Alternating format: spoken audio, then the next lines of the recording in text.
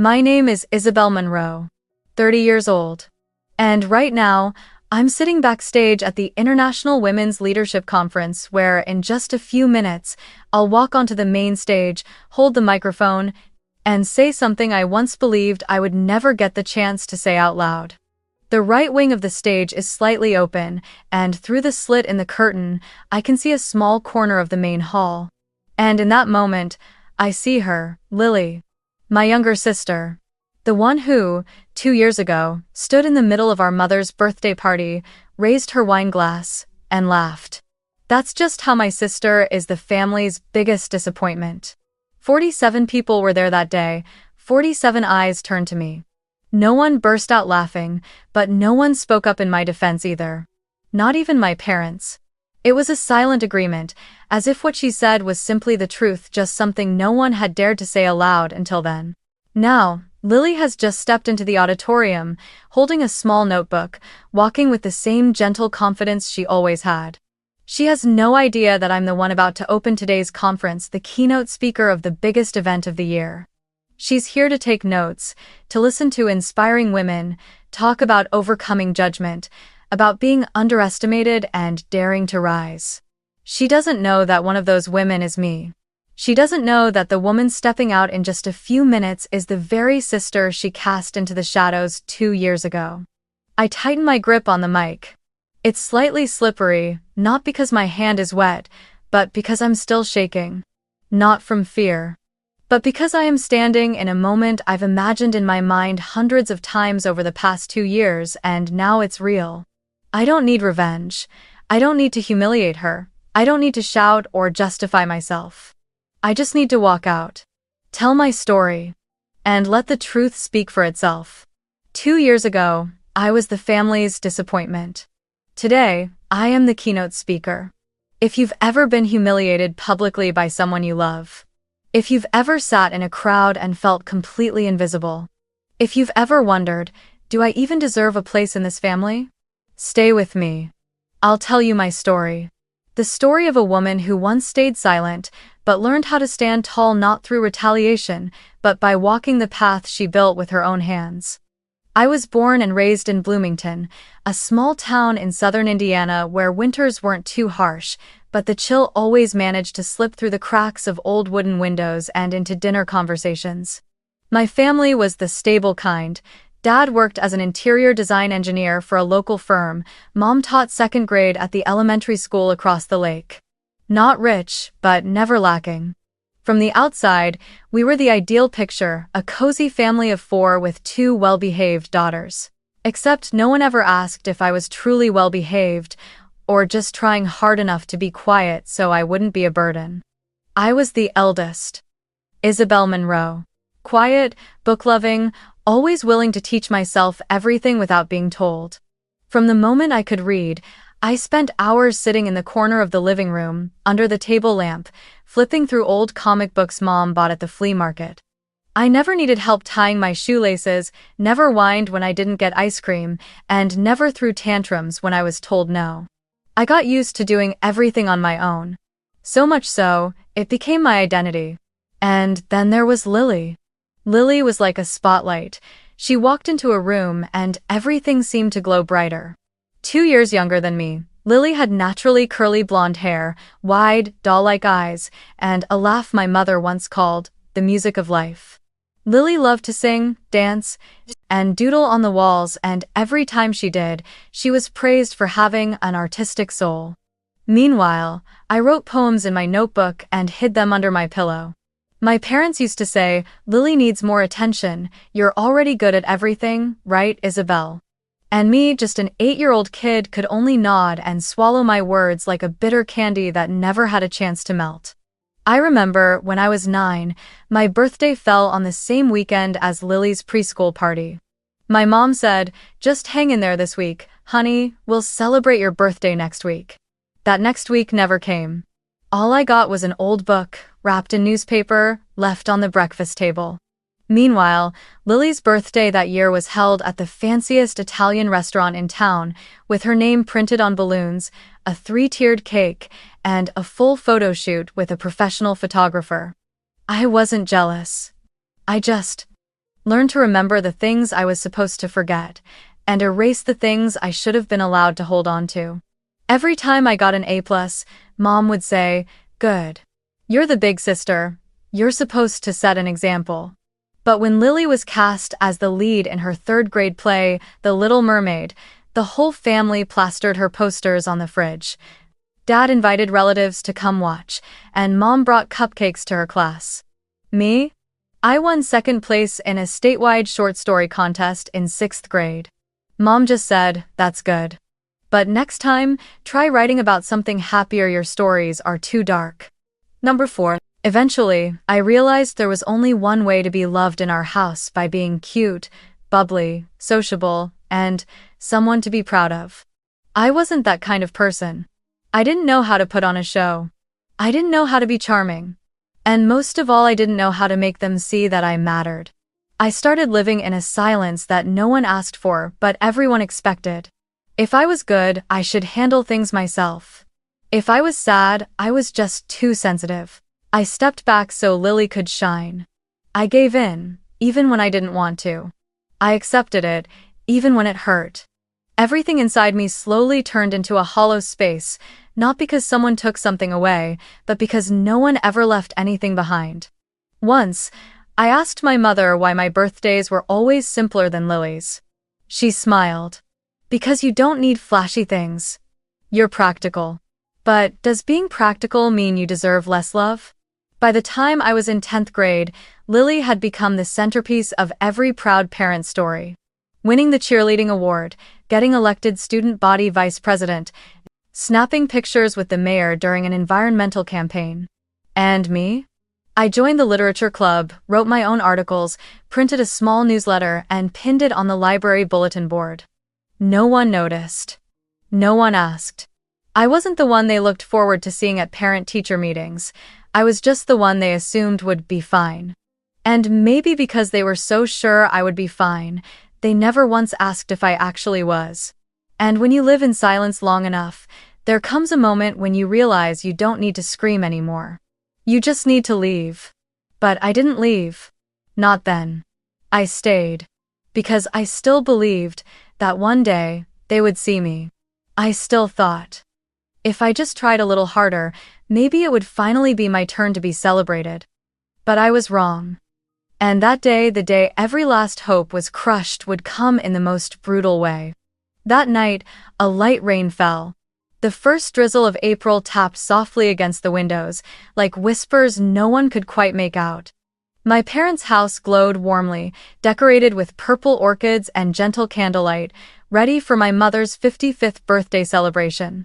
Nearly the entire extended family was there: uncles, aunts, cousins who'd flown in from out of town. Lily, of course, was the main organizer. She floated through the house in an elegant white dress, a clipboard in hand, her smile always camera-ready. Everyone kept praising her for being so grown-up, so graceful, a natural at planning events. And me? I stood in the kitchen corner, arranging desserts on a plate. No one asked for me. I didn't blame her. Truly. I had long grown used to being the quiet shadow trailing behind her light. I wore a dark blue dress that night, simple, unremarkable, and told myself, as long as Mom is happy. Tonight was about her, not about fairness. How many times had I told myself that? I didn't even know anymore. Dinner unfolded with laughter, clinking wine glasses, and the rich aroma of Mom's favorite lasagna. I sat in the middle of the long table, directly across from Lily. Mom sat at the head, holding Dad's hand, her gaze soft and glowing. I had just reached for a serving of vegetables when Lily's voice rang out, light and playful, like she was telling a harmless joke. My sister's always been like that, the silent failure of the family. Everything froze for a second. The quiet clink of chopsticks against bowls, a chair sliding slowly. Someone chuckled under their breath. Someone cleared their throat. Someone I remember clearly nodded slightly, as if the words were an undeniable truth. My father smiled vaguely but said nothing. My mother stared into her wine glass, lips curved in a quiet smirk. No one spoke up for me. No one said, "Lily, that's not okay." No one said, "Don't joke like that." No one took my side. They just let the words hang in the air like a wound no one cared to bandage because they had long accepted its presence. I looked Lily in the eye. She smiled, unaware or pretending not to know that she had just carved a deep wound into my heart. No cruelty, just casual indifference. But cruel enough. I stood up, slowly, reached for a napkin to wipe my mouth. Conversation resumed around me, as if a chair had shifted, nothing more. I walked down the hallway and turned left into the downstairs bathroom. I closed the door, didn't turn on the light. I leaned my forehead against the mirror. In the dim shadows, my reflection stared back blurry, unclear like my place in this family. A warm pressure wrapped around my throat, like an invisible scarf tightening gently. I whispered, barely audible. They don't see me, maybe, they never have. I turned on the faucet, washed my face, dried my hands slowly just to keep from crying. Then I sat on the tiny windowsill in the bathroom, arms wrapped around a cushion, as if holding myself together. Laughter from the dining room echoed in, distorted and off-key, like an old song warped by time, familiar, but painful to hear. I stayed there for nearly 20 minutes. No one came, no one called. No one asked, "Where's Isabel?" When I returned to the table, the birthday cake had already been cut. Mom was beaming, Dad pouring more wine for the guests. Lily was taking selfies with two of our younger cousins. I sat down as if I'd never left. Mom turned to me and asked softly, "Where were you?" "I almost cut the cake without you." I just replied, "Sorry, I wasn't feeling well." She nodded and didn't ask anything more. I quietly ate my slice of cake, then helped clear the dishes like I always did. When someone sitting nearby asked how I'd been, I replied, "Still working in New York." They nodded and quickly turned to Lily. "We heard you're about to lead a media campaign in Boston." "That's amazing," my sister beamed. "Yes. I'm flying out next week." That night, back in my hotel room, I sat upright on the bed, staring out the window at the city lights. I didn't cry, I didn't get angry, I just felt empty. Lily's words echoed in my mind like a sharp needle on repeat. The silent failure of the family. Over and over again. Like a label they'd stamped on my forehead years ago, now spoken aloud with crystal clarity. But that night, I made a decision. I didn't want to argue. I didn't want to beg anyone to see me. I didn't need an apology. I didn't need anyone to correct the record. I only needed one thing. To make that statement wrong. And the only way to do that was silence. Not the silence of someone who surrenders, but the silence of someone who is walking step by step out of the shadow of a family that never saw her. And writing her own place into the world. A place that no one could deny. A place no one could ever call a failure. A name no one would laugh at again. And when that day came, I wouldn't need to answer them. I'd simply stand up, in a room full of people, and let them understand on their own. I left Indiana on a Sunday morning that was sunny, yet bitterly cold. No one saw me off. No one did, because no one knew I was leaving, and I didn't bother to tell them. I wasn't running away. I was simply letting go of a place that hadn't felt like home in a very long time. In my old suitcase were a few office outfits, a stack of dog-eared psychology books, and an acceptance letter to a graduate program in applied psychology in New York, a letter I had received 2 days after the failure dinner. The room I rented was on the 3rd floor of a crumbling building in Brooklyn. The walls were cracked, the faucet leaked, the power outlets flickered, and in winter, the wind pierced through the window frame like needles. The landlord was a widowed man from Pakistan who didn't ask questions. He only said, "I don't allow late rent, but if you need an extra blanket, I have one." I thanked him. And I began my new life on dinners of cheap sandwiches and restless sleep under dim yellow streetlights.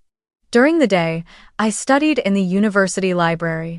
At night, I worked at a coffee shop 3 subway stops from home. I brewed lattes, wiped tables, and took orders with a smile I tried hard to keep polite. I thought I knew what exhaustion was. But it's only when you work a 6-hour evening shift, take the 1 a.m. train home, shower in cold water because the heater broke, then sit down at 2 a.m. to finish your group psychology rebuttal that you truly understand the meaning of disciplined exhaustion. I lived in a strange rhythm. No one called, no one asked, no one cared how I survived each day. Only one person texted me every week without fail, Miss Thompson, my 12th grade English teacher.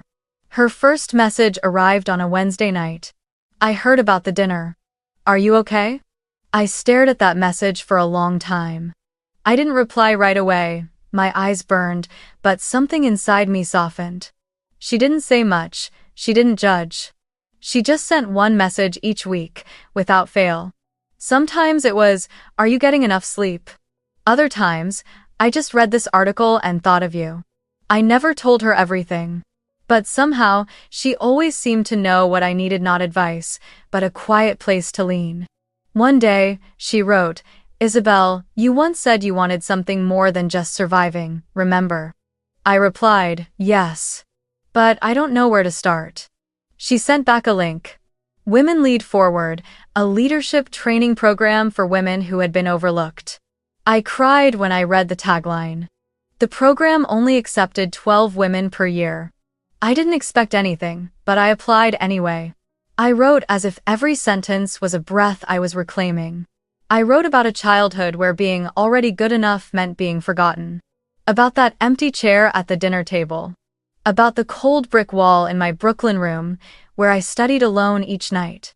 I didn't write hoping to be chosen. I wrote because, for the first time in my life, I wanted to speak fully without being interrupted. 2 weeks later, I got an email. The first line read, "We are deeply moved by your story, Isabel." I didn't believe it.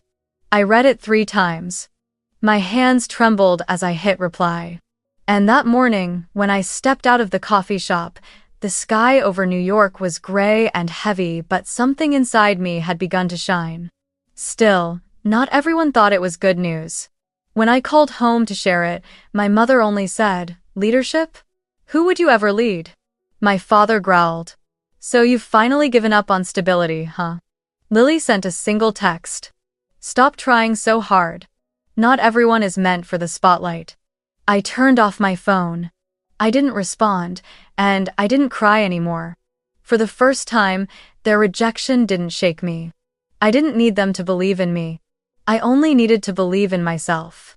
But those words still echoed in me as I entered the first week of the training program. I felt lost among the other participants, accomplished women with titles, resumes, and networks. I sat at the end of the table, always with a pen in hand, always taking notes, terrified of being called on. I didn't dare mention that I'd brewed coffee just the night before, that I still wore secondhand clothes, that I'd eaten instant noodles 3 meals in a row last week. One Friday afternoon, the mentors asked, "Share a moment when you felt silenced, when your voice didn't matter." I hadn't planned to speak. But then, I thought of Lily. Of the chopstick tapping the edge of the bowl. Of my mother's eyes, fixed on her wine glass instead of on me. And I raised my hand. I spoke. I didn't cry, I didn't stutter. I told my story in a low, steady voice. And when I finished, the room was silent. The lead mentor, a consultant who once taught at Harvard, looked at me and said, "You're not here to learn how to lead. You're here to remember that you've been leading yourself for a very long time." Life was still hard after that. I still worked extra shifts, still hand-washed laundry on Sundays, but something inside me had shifted. I was no longer the Isabel who feared being seen. I was the Isabel who had begun to look directly at herself. And when you begin to truly face yourself, you realize no one can call you a failure unless you hand them the right to do so. I don't give that right to anyone anymore, not even to my family, not even to Lily. Because from the moment I walked out of that house and stepped into that little room in Brooklyn, I chose once and for all to see myself. And that was the day I stopped waiting for anyone else to do it for me. The months that followed in the leadership program felt like a cleansing, a rebirth. I was no longer the girl sitting silently at the end of the table. I began asking questions, offering feedback, sharing my experience not as a victim but as someone who had survived. The course focused on emotional leadership, something I once believed I lacked, having grown up in a family where emotions were something to control, never to express. But it turned out, I had the capacity to feel others deeply because I had been the one ignored for so long. I realized, those who know what silence feels like, know best how to hear voices that are being silenced. In one workshop, we were asked to write a free-form essay on the topic, "Where does leadership begin within you?" I went home, sat by the window of that old room, watching the streetlight reflections dance on the gray wall. And I wrote. I titled it, "The Unseen Daughters, on Being Invisible in Your Own Family." I didn't try to sound poetic. I simply told the truth, cold and gentle at the same time. I wrote about the forgotten birthday gift. The empty seat at the table, the party where 47 people witnessed a joke that was more like a sentence and no one objected. I didn't write to blame anyone. I wrote so that those who've lived like I did would feel less alone. At first, the essay was shared only in class, but a classmate, who was also a journalist, asked to publish it on her personal blog. I agreed on one condition: not a single word could be changed. 2 weeks later, the essay had over 1 million views. I didn't know why it had gone viral, but I knew one thing for sure. There were far too many people who had lived in the shadows, had been called strong so you don't need help, had been labeled the disappointment without ever being given the chance to prove otherwise. Messages from strangers poured in. Things like, "Thank you for writing what I never dared to say," or, "I cried because someone finally understands." A professor from my old school emailed to say he'd printed out the essay to use in his family psychology class. A woman from Texas wrote, "Can you help me talk to my daughter? I'm afraid I may have made her feel this way too." I began getting invitations to speak on small podcasts about healing, about leading from within pain. I spoke with hosts I used to admire through blurry Zoom screens, still with my homemade tea and the old laptop borrowed from the university library. No studio, no spotlight. But there was listening. And trust. One early September afternoon, I received an invitation to join as a psychological advisor for a support group of women who had experienced emotional abuse in marriage and family life. The group's coordinator was a mother of 3 who had fled her husband after 10 years of living under constant disregard. She had read my essay and tracked me down by every means she could. When I asked, "Why me?" she simply answered, "Because you don't just understand the theory. You've lived it." And then, I began to shape something I had never dared to imagine before, a small organization of my own. Not to rescue anyone, but to create a space for women who had once been ignored, labeled failures, constantly compared, or told to toughen up, to pause, and finally be seen. I called it the Second Daughter Project. A small project, no big budget, no corporate sponsors, no flashy banners. Just weekly Saturday night Zoom gatherings. A private support group for people too afraid to say their real names. A free Google Doc toolkit to help rewrite your personal manifesto if you've ever been misdefined by someone else. I didn't promote it much. But they came, one by one. A 2-3-year-old girl who had just left a toxic household. A 4-1-year-old woman who had never once heard her mother say, "I'm proud of you." Teachers, nurses, students, stay-at-home, moms, lawyers, people who seemed fine on the outside, but were quietly surviving with a hollow space inside them called "I was never seen." We didn't call ourselves victims. We were simply those who had not been heard, and now we were learning how to listen to ourselves. I no longer trembled when someone asked, "What do you do?" I looked up and answered clearly, "I'm the founder of the Second Daughter Project." Because I understand, if you've ever been the one left behind, dismissed, labeled a failure, then there's nothing more powerful, more beautiful, than coming back not to explain but to build something of your own. No explanations. No justifications. No apologies for existing the way you do. And that's when I knew. I was no longer living to be validated.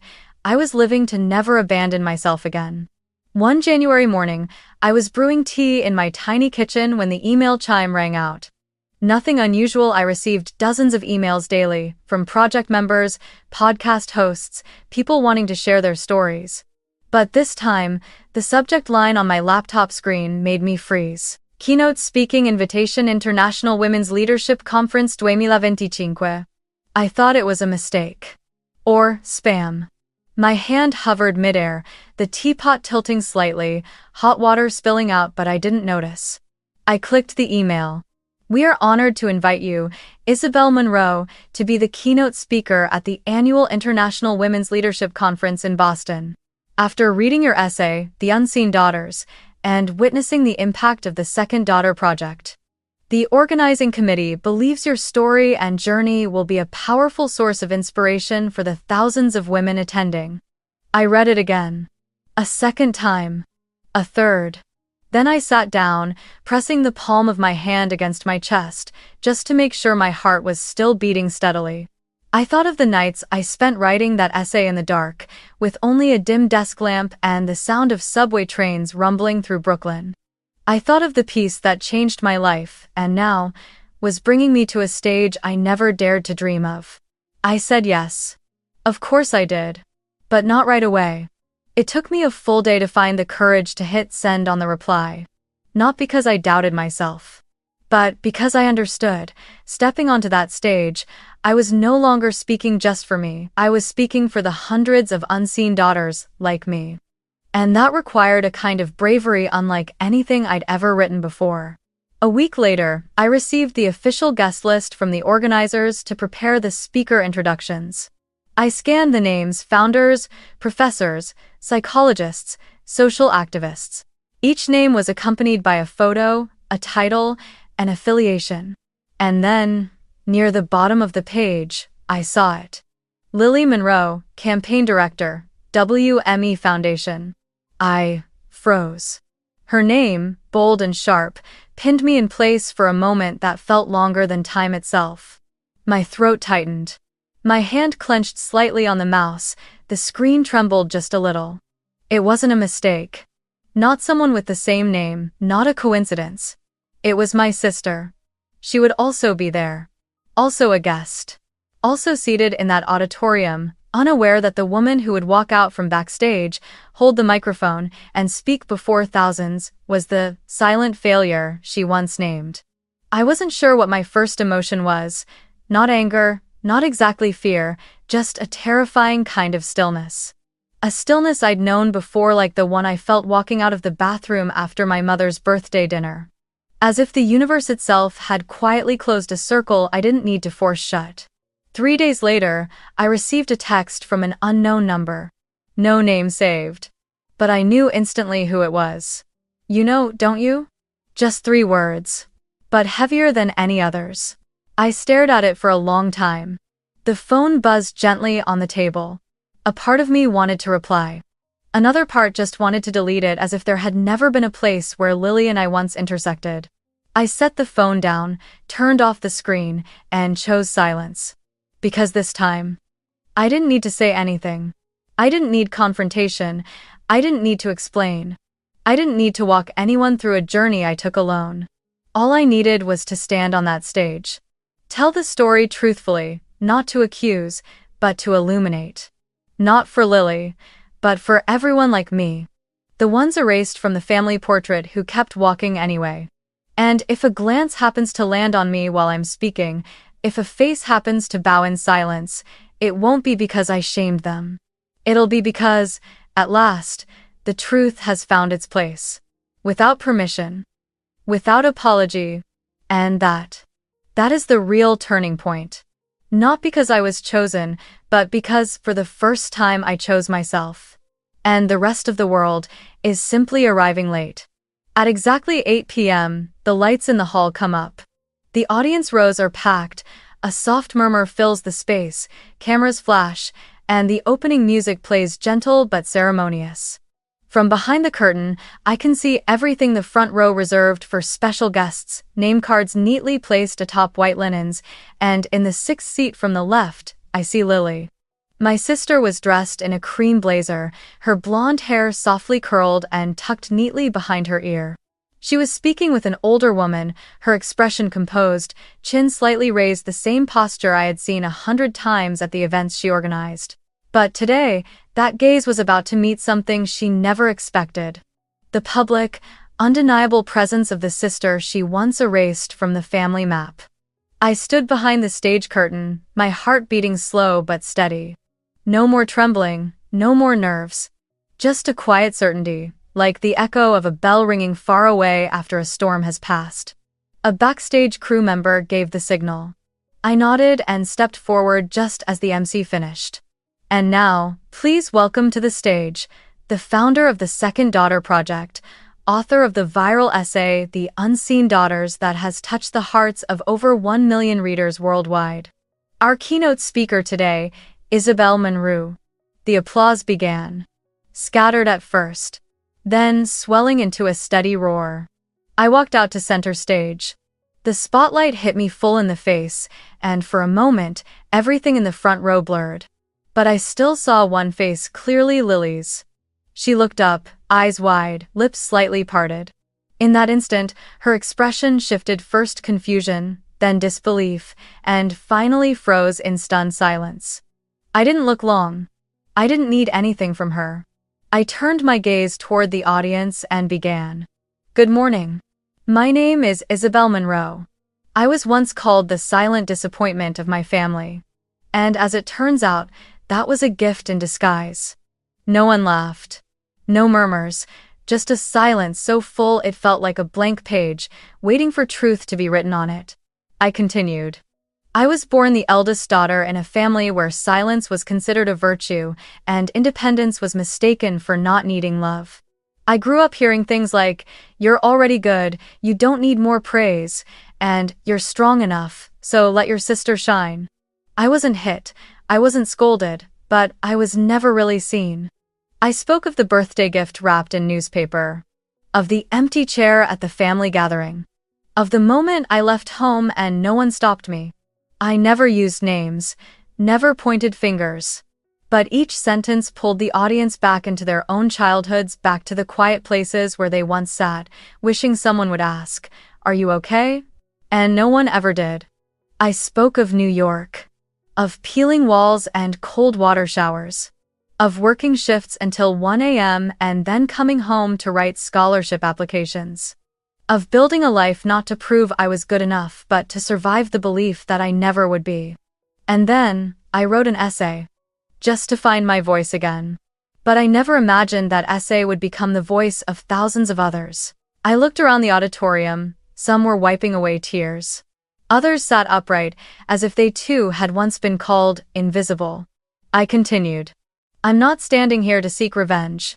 I'm not saying these things to make anyone bow their head. I'm here to tell you, if you've ever been cut out of the family picture simply because you didn't fit, you were never the problem. You were just placed in the wrong frame. I spoke about the Second Daughter Project. About the women who had learned how to come home to themselves. About a generation of second daughters, not chosen, but still here, still radiant, still whole without anyone's approval. I'm not standing here because someone gave me an opportunity. I'm here because I stopped asking for permission to exist. When I finished, there was no sound at first. Just a held breath, stretched across the room. And then, like a flood breaking loose, the applause erupted. A few stood. Then a row. Then the whole room. The sound thundered against the walls, rising to the vaulted ceiling. I didn't smile, I didn't cry, I just stood there still, steady, and unmistakably present. I glanced at the front row. Lily was still seated, her hands tightly clasped in her lap. She wasn't clapping. But her eyes couldn't hide. She looked down not in defeat, but because, at last, she saw me. Without introduction, without anyone pointing. The truth, when spoken from the heart, doesn't need to shout, it carries itself. And today, it spoke for me. All I had to do was stand there. As living proof that someone once labeled the silent disappointment could be the one who made the entire hall rise.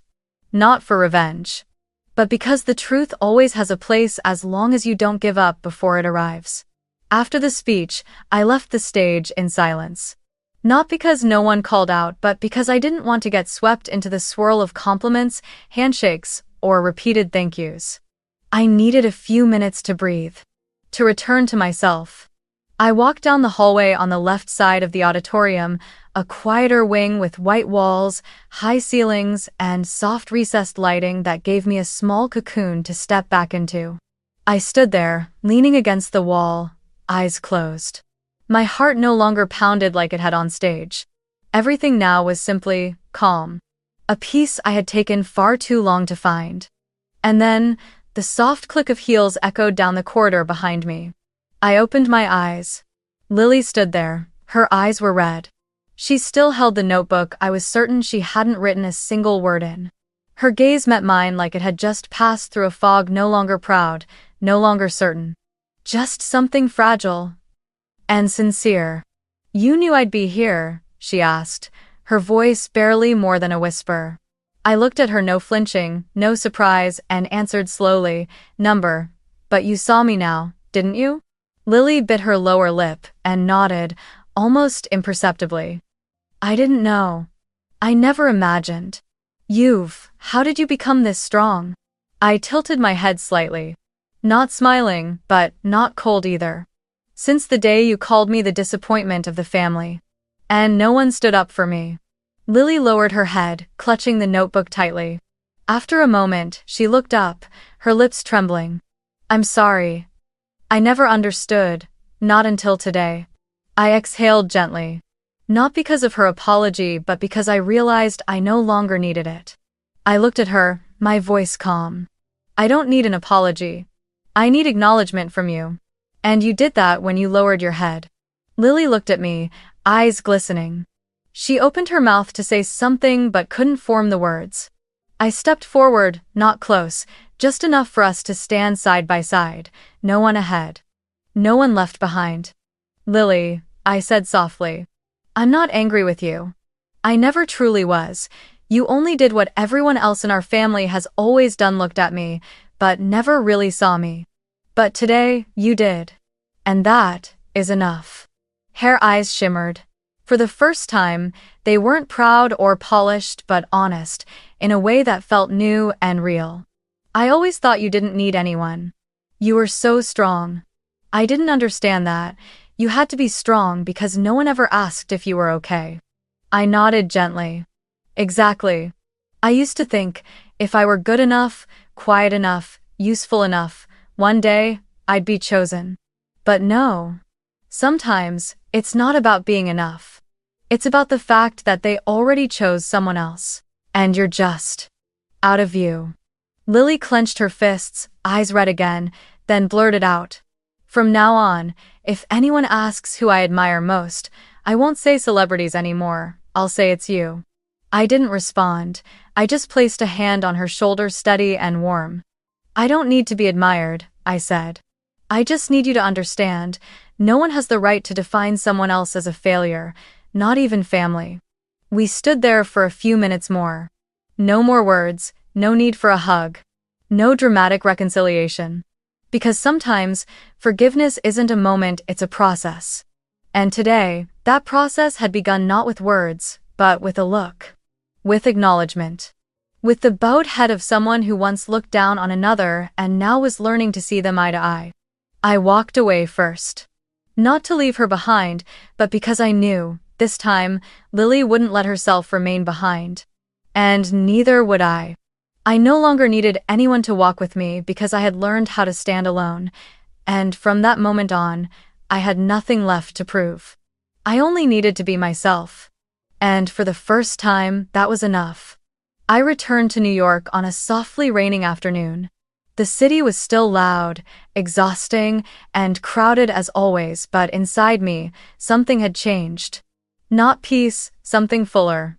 Wholeness. For the first time in years, I walked into my tiny apartment without feeling like anything was missing. I didn't need anyone to greet me. I didn't need arms around me. Because now, I knew I had finally come home to the only place I truly belonged, myself. My workspace is still the same.